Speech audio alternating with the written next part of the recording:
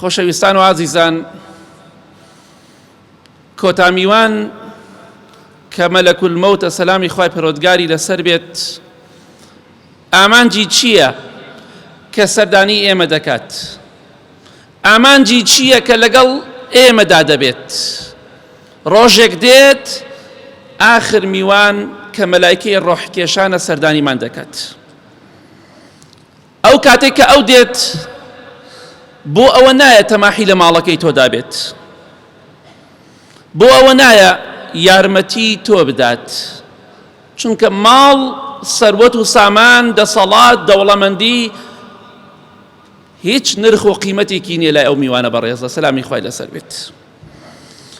ئەو میوانە بەڕێزە هاتووە کۆتامیوان بۆ ئەوەی تۆ لە دنیا دەربکات، بۆ ئەوەی تۆ لەم دنیاە کۆتایی پێبێنێت.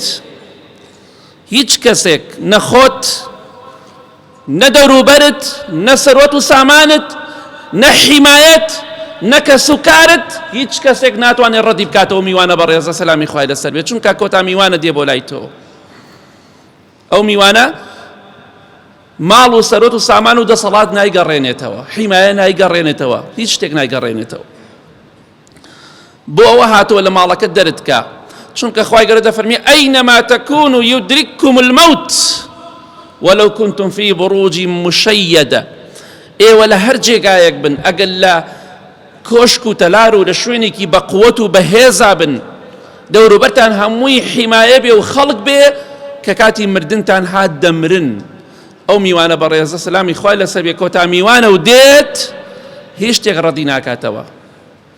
کەواتە ئاگاداری ئەو خاڵە بە دوای سەردانی کردنی ئەو میوانە بەڕێزە سەلامی خوای لەسەر بێت، چونکە لەگەڵتان نامێنێتەوە. دوای سەردانی کردنی ناتوانی یەک چاکەیە بکەی، ناتوانی دوور کات نوێش بکەی، ناتوانی یەک سەجدەیەک بۆ خوا بەریت، چونکە کە هاتەوە فەوریەن یەکسەر بە چرکە ڕۆحت ئەکێشەوە ڕات، لە ماڵ و سەروەت و سامان و هەموو شتێک دەرت ئەکاتە دەرەوە. لەوانەیە بێت بۆ خزمەتی تۆ لە مزگەوتا بیت، لەوانەیە لەو کاتا بێ بۆ لای تۆ خەریکی قورئان خوێندنی، لەو کاتەدا بێتە خزمەتی تۆ مەشغوڵی زیکر و یادی خوای، لە پڕا دێتە گیانت، لە هەر حاڵەتێکا بی ڕۆحت ئەکێشە و دەڕوات. بۆیە بەردەوام بڵێ خوای ئاخرم بەخێر بگێڕی، چونکە پێغەمبەری خوا دەفەرمێ صلی الله علیه وسلم هەر کەسێک خوای گەورە بێوێ لە گوناه و تاوان پاکی بکاتەوە، لەسەر خێر و چاکە و عیبادەت دەیمرێنێت.